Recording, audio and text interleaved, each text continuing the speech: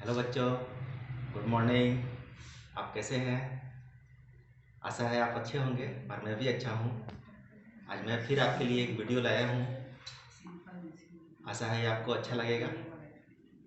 आज ये जो वीडियो है वो भूगोल विषय से है और भूगोल का विषय है नक्शा, नक्शों के बारे जानना।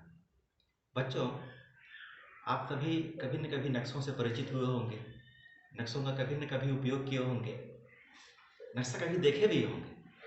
यह नक्शा पूरे विश्व का हो सकता है, यह हमारे भारत देश का हो सकता है, यह कभी हमारे राज्य झारखंड का हो सकता है। यह नक्शा आपके चाईबासा शहर का भी हो सकता है या आपके मोहल्ले का भी हो सकता है। तो आप समझ रहे हैं कि आप नक्शों से परिचित होंगे और नक्शा का प्रयोग भी करना हमें सीखना है। बच्चों, आप कभी अगर रास्ता भटक जाते हैं और वहाँ पर कोई भी नहीं हो तो यह नक्शा आपको अपने गंतव्य तक पहुँचा सकता है।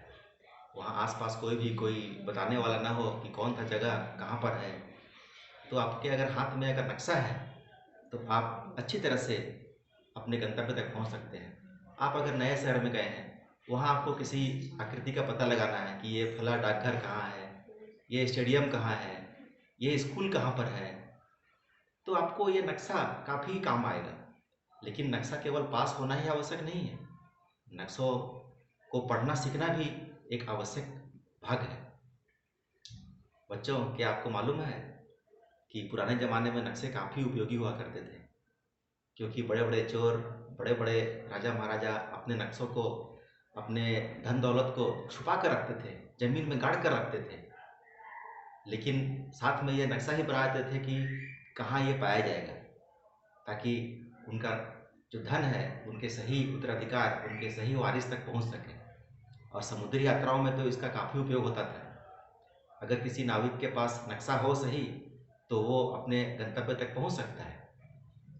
नक्शा का अभाव में, जानकारी के अभाव में एक नाविक, एक समुद्री यात्री अपना रास्ता भटक सकता है और अपनी जान गंवा सकता है।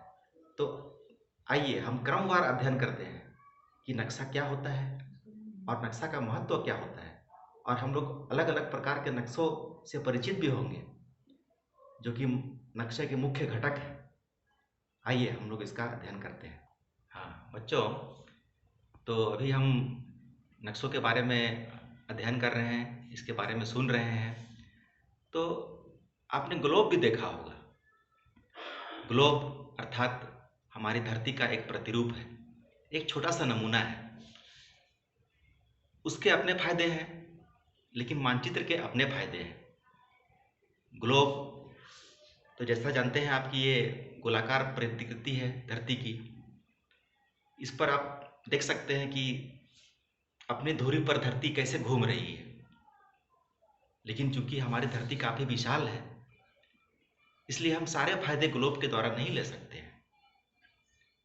क्योंकि एक तो ग्लोब को ढोना बड़ा मुश्किल काम है, ये गोल होता है। किसी स्थान का पता लगाने के लिए, सामने जाने के लिए, अपने शहर के किसी स्थान का पता लगाने के लिए हम हमेशा ग्लोब का प्रयोग नहीं कर सकते हैं। ये काफ़ी भारी भरकम हो जाएगा और इसे तो आप अपने बैग में भर कर ला भी नहीं सकते हैं। लेकिन अगर आपके पास नक्शा है तो एक ही नक्शा में आप बहुत सारे स्थानों का अध्ययन कर सकते हैं और अनेक नक्शाओं का कलेक्शन, संकलन एक पुस्तक में होता है जिसे एटलस कहते हैं। उसके बारे तो आप जानते ही हैं। तो इसलिए ग्लोब से अच्छा उपयोगी हमारे पास नक्शा है। अतः नक्शा अगर हम उपयोग करते हैं, नक्शे का उपयोग करते हैं, तो यह हमारे लिए काफ़ी फायदेमंद होगा। ठीक है, अब हम लोग देखते हैं कि नक्शे का उपयोग हम लोग किस तरह से कर सकते हैं। आइए देखते हैं। बच्चों, नक्शे क्या है? नक्शे एक रेखा चित्रीय आलेखन है जो किसी विश्व का हो सकता है, पूरे विश्व का हो सकता है, किसी देश का हो सकता है, किसी राज्य का हो सकता है, किसी शहर का हो सकता है, आपके मोहल्ले का भी नक्शा हो सकता है। तो आप समझे कि नक्शा क्या है? किसी भी भूभाग का अगर हम रेखा चित्र के द्वारा निरूपण करें पेंसिल से उसको हम अगर कॉपी पर बनाएं रेखा चित्र आरोपण करते हुए तो वह एक नक्शा कहलाएगा। आइए अब हम देखते हैं कि भिन्न भिन्न प्रकार के नक्शे कौन कौन से हैं। कुछ नक्शे को आपको दिखाता हूँ। ये तो आप देख रहे हैं कि ये भारत का नक्शा है, हमारे देश का नक्शा है। ये देखिए, ये पूरे विश्व का नक्शा है। इसमें आप विश्व के सभी देशों, सभी महादेशों, सभी महासागरों को आप देख सकते हैं। ये देखिए, ये भारत का नक्शा है। ये रेखा चित्र है केवल, जिसे हम आउटलाइन कहते हैं। इस भारत के मानचित्र में मुख्य रूप से हम लोग क्या दिखाए हैं? ये नक्शे के घटक, विभिन्न कंपोनेंट्स जो हैं मैप्स का, नक्शों का, उसे मैंने एक यहाँ लिखा है। आइए हम समझते हैं उसके विभिन्न घटक क्या है। बच्चों, ये है भारत का राजनीतिक मानचित्र, जिसमें केवल बाहरी रेखाएं खींची हुई है। ये ऐसा केवल आपको समझाने के लिए किया हुआ है। वास्तविक नक्शों का हम लोग उपयोग बाद में करेंगे। तो नक्शों में मुख्य रूप से 3 घटक होते हैं। पहला होता है शीर्षक,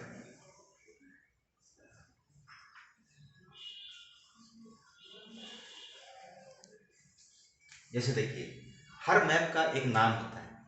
जैसे ये है भारत का मैप, तो लिखा हुआ है यहाँ पर भारत। दूसरा घटक होता है दिशाएं।